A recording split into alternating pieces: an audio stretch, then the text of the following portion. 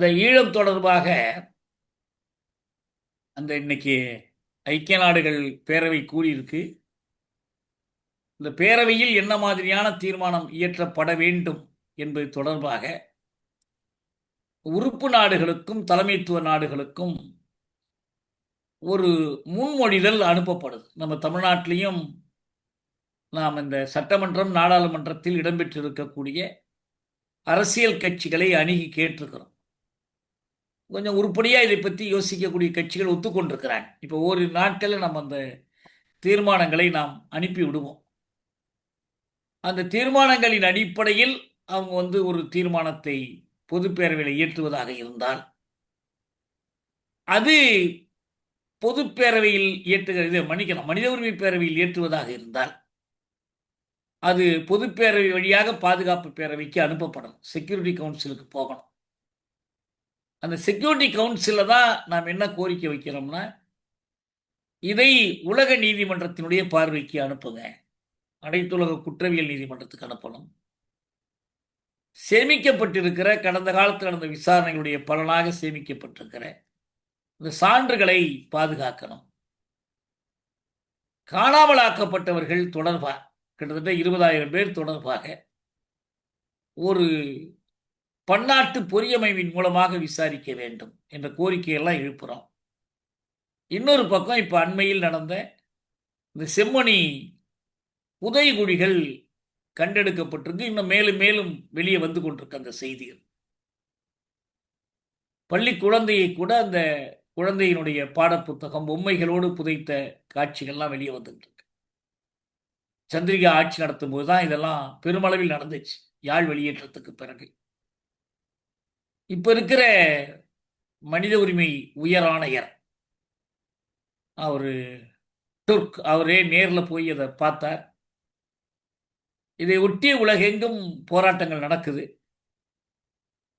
இதற்கு ஒரு தீர்வாக என தொடர்ந்து பேரவை, மனித உரிமை பேரவையினுடைய உயர் ஆணையர்கள் அணுகுமுறை என்பது இனக்கொலைக்கு எதிராக இருந்திருக்கு, அவங்க வெளிப்படையாக வரலனாலும். அதே போல அறிக்கைகளும் கடந்த காலத்தில் வந்திருக்கு. ஆனா எதுவும் உருப்படியான நடவடிக்கை எதையும் எடுக்க விடாமல் இந்தியாவும் மற்ற வல்லரசுகளும் தான் தடையா இருக்காங்க. அவங்க இந்த முறை அவங்க கொண்டு வரக்கூடிய தீர்மானம் இதற்கு ஒரு தீர்வு அமையணும். அதற்கும் நாம் முன்பே சொன்னது போல இந்த போராட்டங்கள் வழியாகத்தான் அந்த அழுத்தத்தை கொடுக்கணும். பெரிய கொடுமை என்னன்னா, இதை பற்றிய எந்த விழிப்பும் தமிழ்நாட்டில் இல்லை. அது ஒரு நான் கூட அண்மையில் சொன்னோம், வெளிநாடுகளுக்கெல்லாம் சுற்றுப்பயணம் போகிறார் தமிழ்நாடு முதலமைச்சர். அப்போ உலகத் தமிழர்களை எல்லாம் அழைக்கிறார். ஆனால் உலகத் தமிழர்கள் தமிழக அரசையும் தமிழக கட்சிகளையும் இது குறித்து நீங்கள் நிலைப்பாடு எடுக்கணும், உலக அரங்கத்தில் ஒலிக்கணும் தமிழர்களுடைய ஒளி என்று கேட்கிறார்.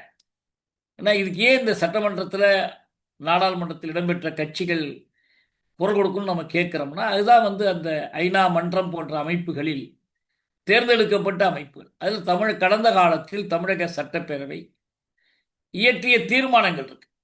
போரை நிறுத்த கோரி திமுக ஆட்சி நடத்தும் போது இயற்றப்பட்ட தீர்மானங்கள் இருக்கு.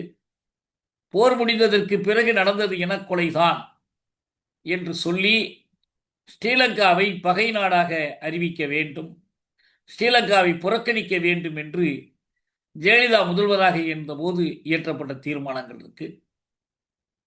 கொஞ்ச காலம் வடக்கு மாகாண சபை பொறுப்பில் இருந்தபோது அவர்கள் இயற்றிய ஒருமனதான தீர்மானம் இருக்கு, நடந்தது இன அழிப்பு தான் சொல்லி.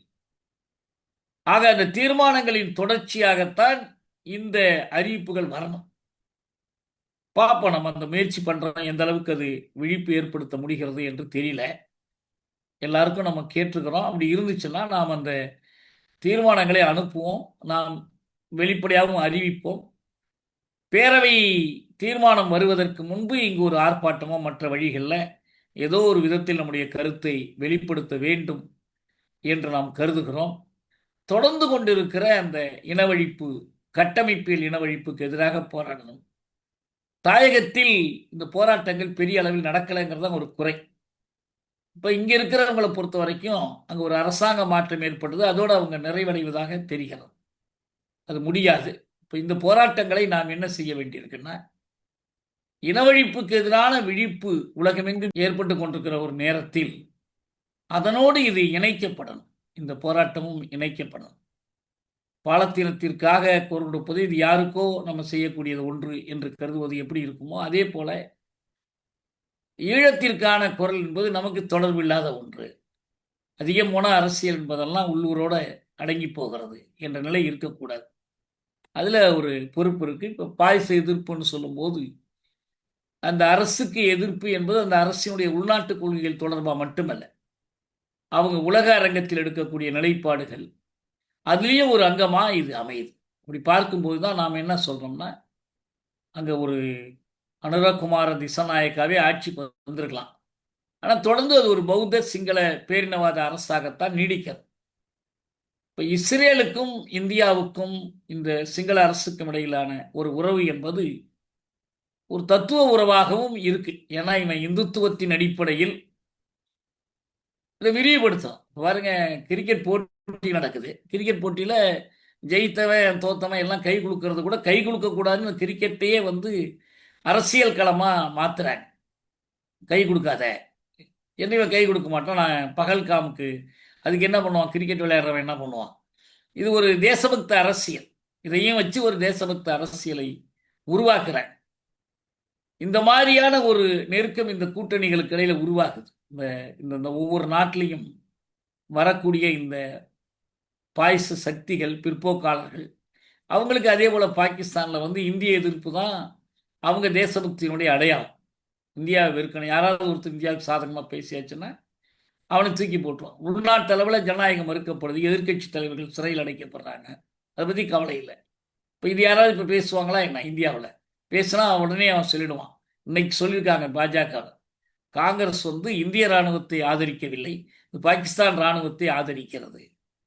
எந்த அளவுக்கு இது போகும்? பாகிஸ்தான் அதாவது எந்த நியாயமும் பேச முடியாது.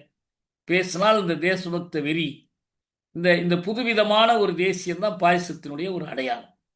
இது எல்லா இடத்துலையும் பரவலாக நடக்குது. இதுக்கு எதிராக மக்கள் போராட்டங்களை தான் நம்பி இருக்கணும். தனிமைப்படுவது பற்றி கவலைப்படாத இந்த போராட்டம். ஏன்னா இஸ்ரேலினுடைய தாக்குதல்களுக்கான ஒரு வரலாற்று நியாயமாக என்ன சொல்லப்படுதுன்னு நம்ம புரிஞ்சுக்கணும். இஸ்ரேலுடைய பாதுகாப்புக்கும் காத்தருக்கும் என்ன தொடர்பு? காத்தர் மேலே ஏன் தாக்குதல் தொடுக்கணும்? லெபனான் மேலே ஏன் தாக்குதல் தொடுக்கணும்? தொலைதூரத்தில் இருக்கிற எல்லைக்கு அப்பால் இருக்கிற யமன் மீது ஏன் தாக்குதல் தொடுக்கணும்? இது எல்லாமே எந்த அடிப்படையில் சொல்லப்படுதுன்னா, இஸ்ரேல் உருவாவதற்கு அடிப்படையாக இருந்த அந்த கோட்பாடு ஒரு நாடற்ற மக்களுக்கு மக்கள் இல்லாத ஒரு நாடு என்ற அந்த கொள்கை. பாலத்தீனம் என்பது மக்கள் இல்லாத ஒரு நாடு, யூதர்கள் நாடில்லாத மக்கள். இது உண்மை இல்லை. ஏன்னா பாலத்தீனம் அப்பயே நாடு உள்ள மக்கள் உள்ள நாடாகத்தான் இருந்துச்சு. அப்படி இருந்தாலும் அவங்களை மக்களா மதிக்கக்கூடாது. எனவே யூதர்களுக்கான ஒரு தேசம், யூதர்களின் தாயகமாக்கிய ஒரு தேசம், அப்படிதான் இஸ்ரேல் கற்பிக்கப்பட்டு உருவாக்கப்பட்டுச்சு. உருவாக்கப்பட்ட பிறகு ஐக்கிய நாடுகள் அமைப்பில் அதுக்கு ஒரு பாதியை ஒதுக்கி கொடுத்த பிறகு மிச்சத்தையும் அவர்கள் கைப்பற்றி கொள்வதற்கு திரும்ப திரும்ப போர் நடத்தினாங்க. அரபு நாடுகளை எதிர்த்து போர் நடத்தினாங்க. கடைசியாக அவங்களுக்கு அண்டை நாடுகள் மீது படையெடுப்பது 67 ஜோர்டான் மேலே படையெடுப்பு, சிரியா மேலே படையெடுப்பு, எகிப்தில் சைனாய் மீது படையெடுப்புன்னு அடுத்தடுத்து நடத்துகிறாங்க. இப்போ என்ன சொல்கிறாங்க? இஸ்ரேலுக்கு தன்னை பாதுகாத்துக் கொள்ளுகிற உரிமை இருக்கு, ரைட் டு செல்ஃப் டிஃபென்ஸ். இந்த ரைட் டு செல்ஃப் டிஃபென்ஸ் என்பது ஆக்கிரமிக்கப்பட்ட பகுதிகள் மீது நடத்தப்படுற தாக்குதல் மட்டுமல்ல. இப்போ காசாவோடு நிற்கணும், அது மேற்கு கரையோடு நிற்கணும். ஆனால் இப்போ என்ன பண்ணுறாங்கன்னா, அண்டை நாடுகள் மீது தாக்குதல் நடத்தணும். லெபனான் மீது தாக்குதல். இப்போ சிரியாவில் ஒரு ஆட்சி மாற்றம் ஏற்பட்ட உடனே சிரியாவின் மீது ஒரு குண்டுமழை பொழிஞ்சிச்சு இஸ்ரேல் போய். இப்போ இப்படி பார்க்கும்போது நீங்கள் எந்த நாட்டையும் தாக்கலாம். எதுக்கு? இஸ்ரேலை பாதுகாப்பது. இஸ்ரேலை பாதுகாப்பதுன்னா அதுக்கு ஒரே வழி அகண்ட இஸ்ரேல். இந்த ஹெர்ஸ் இஸ்ரேல் என்பதுதான் அதுக்கு அடிப்படையாக இருக்கிற கொள்கை. இப்போ அகண்ட இஸ்ரேலுக்கும் அகண்ட பாரதத்துக்குமான நெருக்கம். இவங்க இந்த அகண்ட பாரதத்தின் அடிப்படையில் தான் விரிவாதிக்க கொள்கைகளை கடைபிடிக்கிறார். அண்மையில் ஒரு விவாதம் நடந்துச்சு. இந்தியாவை எப்படி வல்லரசாக கருதுறீங்க? எப்படி வல்லரசியமாக இருக்கிறான்னா, இவன் பக்கத்து நாடுகள் மீதெல்லாம் விரிவாதிக்க நோக்கம் வைத்திருக்கிறான். அதனுடைய ஒரு பகுதி என்று பார்த்தோம். அதனுடைய ஒரு பகுதி தான் தெற்கு நோக்கிய விரிவாக்க ஆற்றல்கள் என்று பிரபாகரன் அவருடைய மாவீர நாள் உரைகளில் குறிப்பிட்டார். அதனுடைய பகுதி தான் அந்த ஒப்பந்தம். இந்த இன அழிப்பு போருக்கு துணை நின்றது. இந்தியாவின் போரை நாங்கள் நடத்தினோம்னு ராஜபக்சே அறிவித்தது. அது தொடர்ச்சியாக இன்னைக்கு வந்து கொண்டே இருக்கு. அதனால் இது எல்லாமே மாற்றமடையணும். அதுக்காக தொடர்ந்து இயங்கணும்.